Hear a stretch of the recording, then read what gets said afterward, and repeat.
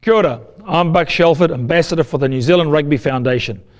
Every winter over 130,000 New Zealanders lace up the boots and play rugby. It's our national sport and a national obsession. She's a hard game, a bloody hard game, but with the exception of the odd stitch or two, major injuries are rare. Occasionally freak accidents do occur though, and players are seriously hurt. The prognosis of each case varies. Some are lucky and recover after extensive rehab, others may face life confined to a wheelchair. This is where the New Zealand Rugby Foundation comes in, providing support and assistance to injured players and their families. Now, I'm not going to lie to you, some of the stories you're about to see are tragic, but they are also hugely inspiring. What you'll also come to understand is the vitally important role that the New Zealand Rugby Foundation plays and the role that you can play too. South Auckland's Otara Spinal Unit is a specialist hospital for patients with severe spinal injuries, and right now it's home to Robbie Hewitt, Benji Moimoi and Bryce Clapham, all of whom were admitted after suffering major neck injuries while playing rugby. Yeah, 2009 started in very promising fashion, and then unfortunately June rolled around. We had 5 serious spinal injuries over the course of 4 weeks. Now 3 of these young guys are now based out at Otara and 2 down in Christchurch's Burwood Spinal Unit. It'd be fair to say a spike like this is somewhat unusual, but I guess it just serves as a reminder that we can never get complacent in this area. Taking time out to visit the boys on behalf of the Rugby Foundation is All Blacks hooker Kevin Mialamu. Nice to meet you. Nice to meet you.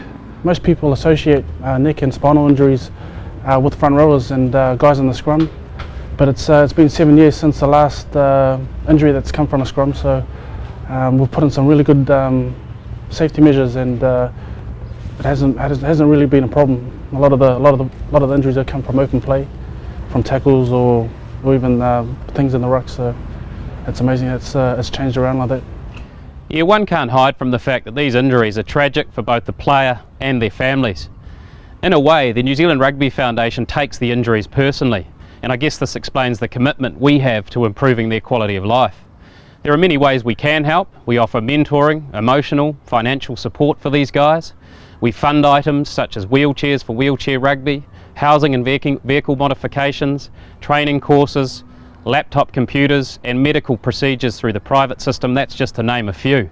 I guess one of the most gratifying things we can do for the guys is to arrange visits close to the time of their injury from high-profile people such as Kevin. It is wonderful to see, it really is, how uplifting the visits are from these sort of people. And it's those types of things that get the guys through the early stages of their injury. The timing of Bryce Clapham's injury couldn't have been worse. With wife Michelle nearing the birth of their first child, Bryce was hospitalised, and the fear was he'd never walk again. That's Olivia. She's a month-old now, so and enjoying the Auckland Spinal Unit, the first Jaffa of the family. Well, we thought since you're in the Blues region, they would come and pop in and drop off Blues jerseys as well. Right. I see you got your Waikato jersey on, but I'm just hoping you spend some time here in Otara that might change it. But like you said, daughter being born here in Auckland, your first Jaffa in the family. So maybe it can be her first rugby jersey. Yeah, what do you reckon? A Blues one. I reckon it was fit. Oh look, it's really goes with her eyes. Yeah, so yep. Maybe it's a good fit. Look at that. There you go, honey. Yep, look at that. Oh, snug as a rug. And tell us, how did you come about the injury, bud? Yeah, I was playing just a club game, actually down in Tokoroa, and yeah, playing in a ruck. Yep. Counter rucking, and came over and just got off balance, and basically just got my hands in a bad position on the ball, and then forehead in the ground, and then just from there obviously lost my balance, and as my team sort of blew over, my sort of head just sort of folded in, sort of hyperflexion, and just my head sort of folded over, and my C4, C5 dislocation. Yep. Is that about the middle or the back? Or? It's actually quite high. Oh, quite high, is it? Yeah, it's just about where the jawline is. Oh, is that right? Those top vertebrae up there. Yes. But luckily no fractures or anything like that, just a dislocation. And yeah, I knew straight away, like sort of heard it go pop, and then sort of just lying there, and luckily there was an infringement and the whistle blew. So I wasn't sort of stuck underneath a ruck or a maul or something like that, sort of, which probably helped me sort of with my recovery and stuff. So yeah, no, it's been good. Yeah, good stuff. Yeah. We As I was coming up, I saw you on the poles there. Yeah. With a bit of rehab, so. Yeah, my rehab's been real good. Like obviously initially the prognosis wasn't good at all because it was sort of quite a high dislocation. Yes. But now I'm up on crutches and looking like I'll make a full recovery hopefully. Is that right? With the aid of the wheelchair still for when I get fatigued. Yep. But hopefully sort of back to a normal life as much as possible. So yeah, awesome. stoked about that. Hey Bryce, I see you received a lot of support there from the New Zealand Rugby Foundation. That's sort of helped on your recovery and your rehab back? Yeah, it's been awesome. You know, obviously with Bubs and up at North Shore Hospital, New Zealand Rugby Foundation, not only looking after me and sort of making sure that people came in and saw me and helped me with my progress, but also ensuring that they were up there with me, which meant that, you know, when Bubs was born, they were able to have it at North Shore Hospital. And so I was able to be there for the birth, which was, you know, something for me which was really special. It sort of wheeled me down in my bed, down into the delivery suite, and then also afterwards when she was in the maternity suite, I'd sort of wheel me down in my bed and we'd sort of be there in our beds together. And it was nice just being able to have Bub on my shoulder. I mean, you know, that probably wouldn't have been possible without the help of the New Zealand Rugby Foundation. And same as just sort of being here, you know, and the support they've given me and coming in and seeing me. And it's just, yeah, really motivational and just nice that, you know, that they care still. And from a rugby injury point of view here. 18-year-old Tongan-born Benji Moimoi has the worst prognosis of the three boys currently in the unit. A champion sprinter, long jumper and high jumper, Benji's proudest achievement was to be selected for the Tongan under-18 rugby team. Not long after moving to New Zealand to further his rugby education, Benji played in his first game of senior men's rugby in Poverty Bay. You can see him here carrying the ball into contact. Somewhere in the middle of this messy-looking maul, he was injured. Doctors had to tell a talented young sportsman that he'd never walk again. So how does your cheer work?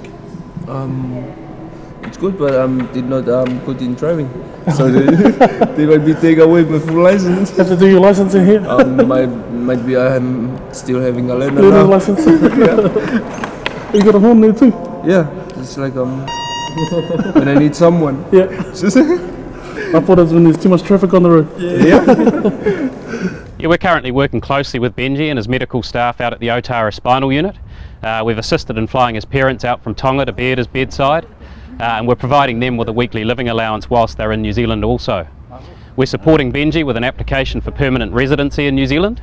It's vitally important that he stays in this country long term, as Tonga simply doesn't have the medical facilities to support his ongoing needs. Benji's injury is very high level, but we're determined to ensure that he becomes another Gary McMurray, I guess to live a happy and fulfilled life despite the serious nature of his disability.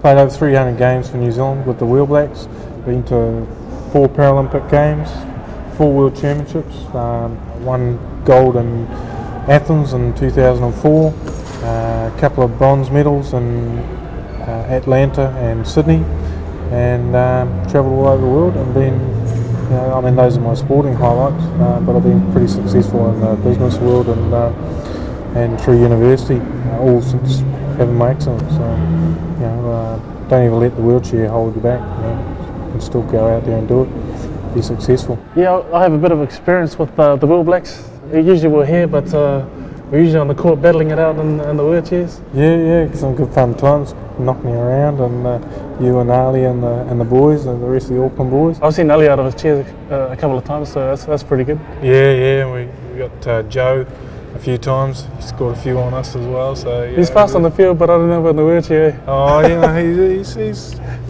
he does try hard, you know.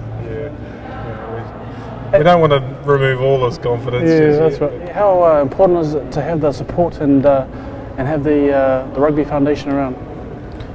I think it's really important that the Rugby Foundation, you know, gets involved in an early stage. They help provide some guidance and make sure that you, as a rugby injured player, get the best of assistance that they can you know, help you with, you know, whether it's some retraining, making sure that you're getting a good rehabilitation program, and you know, still able to be a part of the community that you want to be a part of as well.